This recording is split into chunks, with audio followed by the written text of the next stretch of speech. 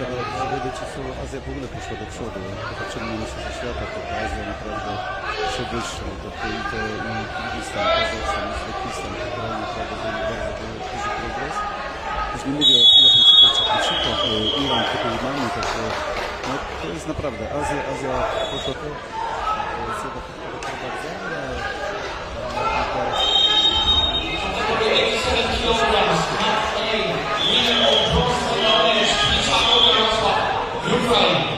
no wejście jest faul, także sędziowie muszą naprawdę być skoncentrowani w walkach. Czasami szybko sędzią jest w stanie to ocenić, bo sam tak naprawdę i dobrze nie wie, dlatego dobrze są to liczę, czasami sędziowie mogą poprosić, tu zobaczcie jak oni się bronią. To jest właśnie, to można pokazywać, jak dopiero pomyśli. No jak pomyśli i zrobi to, że jest za późno.